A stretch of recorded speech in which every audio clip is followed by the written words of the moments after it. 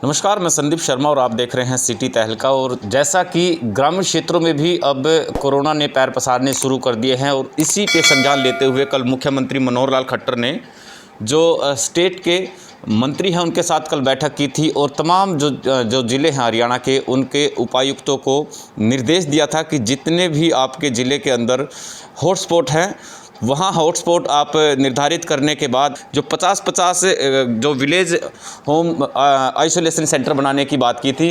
और इसी पे पानीपत जिला उपायुक्त ने भी निर्देश दिए हैं और 5 आइसोलेशन सेंटर हैं जो वो बना चुके हैं और इसी पे खास बातचीत करेंगे हम डीडीपीओ पानीपत से।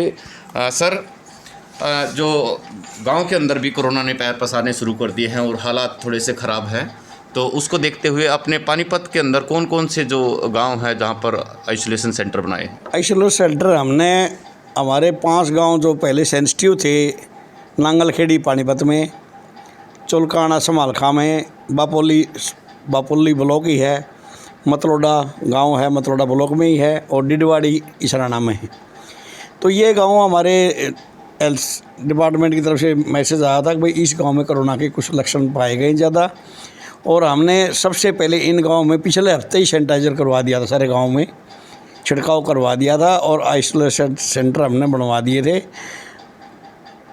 कल मीटिंग हुई थी हमारे एडिशनल चीफ सेक्रेटरी साहब की एंड विकास और पंचायत विभाग श्री अमित झा जी से ने ये आदेश दिए थे, वह सभी बड़े गांव में 10-10 बेड और छोटे गांव में 5-5 बेड हर सार्वजनिक स्थान पे, जैसे स्कूल है, पंचायत भवन है, कम्युनिटी सेंटर है या कोई चौपाल है, जहाँ सभी फैसिलिटी, पीने का पानी, बिजली और टॉयलेट्स का प्रबंध, ये सारी सुविधाओं वहाँ हमारे सेंटर बनाने हैं। और हमने इस पर कार्रवाई पहले से ही शुरू कर दी थी। अब हमारे 5 गांव में सेंटर बन चुके हैं और हमने वहाँ अपने टीम भी गठित कर दी है। जी सर। जी, और क्या क्या सुविधाएं उसके अंदर मिलेंगी आपके प्रशासन की तरफ से और कौन कौन सी जो टीम है वहाँ पे काम करेगी? देखिए, मैं परसों 11 तारीख को additional chief secretary health department की मीटिंग हुई थी, वहाँ वीडियो कॉन्फ्रेंस से, उसमें भी ये आदेश हुए थे गांव में 2 प्रकार की टीमें होंगी, चेक करेंगे।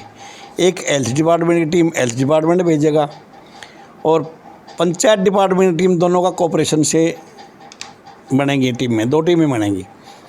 जो हमारी पंचायत की टीम है उसमें हमारे ग्राम सचिव या जेई जो हल्का का होगा, उसके अलावा वीडियो द्वारा प्राधिकृत अधिकारी, कोई भी प्राधिकृत मतलब गांव का एक्स सरपंच भी हो सकता है, समिति मेंबर भी है, ब्लॉक समिति चेयरमैन भी हो सकता है, कोई भी जागरूक आदमी, और चौकीदार, स्वीपर वहाँ मौके पर रहेंगे। उनको सख्त हिदायत दी कि वो बिल्कुल भी और नहीं छोड़ेंगे जब तक हेल्थ डिपार्टमेंट ये नहीं कहेगा भाई इनको यहाँ से, जब तक वो अलाउड नहीं करेंगे तो सेंटर को नहीं छोड़ेंगे। और सब में बाकायदा सफाई होगी, पीने का पानी का प्रबंध होगा, खाने का प्रबंध होगा वहाँ, और सबको हेल्थ डिपार्टमेंट द्वारा किट भी दी जाएंगी। हाँ, जो आदमी इसके संपर्क में आएगा कोरोना के, जिसमें लक्षण पाए गए, तो उसको फ्री किट भी दी जाएगी हेल्थ डिपार्टमेंट द्वारा, मौके पर जांच होगी। तो जैसा कुछ दिनों पहले जो हरियाणा के स्वास्थ्य मंत्री अनिल विज की तरफ से एक किट जारी की गई थी जो करीब 5,000 रुपये की किट है, उसके अंदर तमाम जो सैनिटाइज़र है, 3 मास्क, जो 3 लेयर के मास्क हैं और जो पैरासीटामोल, जो दवाइयाँ हैं मतलब उसी से संबंधित कोरोना से बचाव के लिए, वो किट भी जो होम आइसोलेशन के अंदर रहेंगे, जो गांव के अंदर रहेंगे या कोई भी शहर के अंदर रहेगा, तो मतलब जो हॉस्पिटल के अंदर इलाज नहीं करवाएगा, होम आइसोलेशन में उसका इलाज चलेगा, तो उनको एक किट भी प्रदान की जाएगी।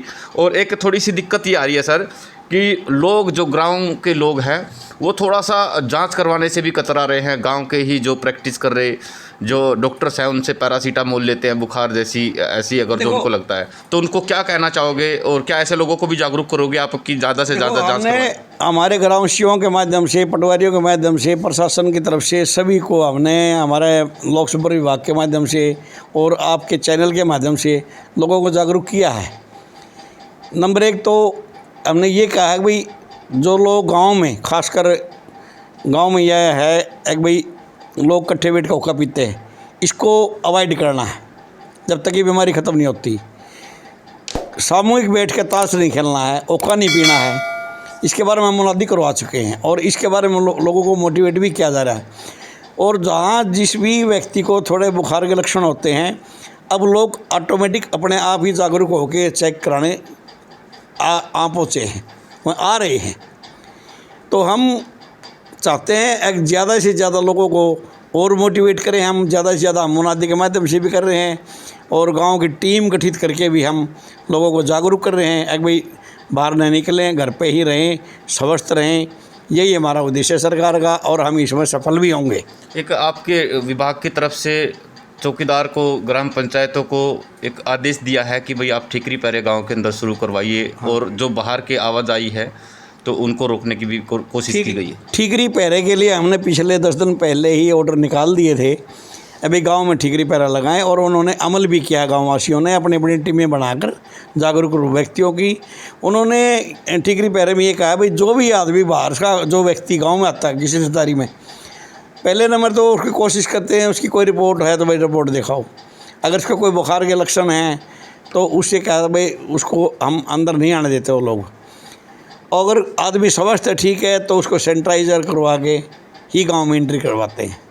तो ये मुहिम चली हुई हमारी और इसमें हम कामयाबी हो रहे हैं। एक हमारे चैनल के माध्यम से जो गांव के अंदर जो सेल परचेज के लिए, मतलब कोई फेरी के लिए आते हैं, ग्रामीण भाषा में कहें तो फेरी के लिए आते हैं, सामान बेचने के लिए आते हैं, क्या उन पे भी पाबंदी रहेगी इस दौरान? नहीं, पाबंदी तो उस पर नहीं है, लेकिन आवश्यक चीज़ें तो देखो मुहैया करानी पड़ेंगी ताकि किसी भी देखो गाँव में बाहर के लोग किराए पर रहते हैं, क्योंकि ये पानीपत का एक ऐसा एरिया है, फैक्ट्री एरिया है, यहाँ काफ़ी लघु उद्योग हैं, इंडस्ट्रीज़, बड़ी बड़ी इंडस्ट्रीज़ भी हैं।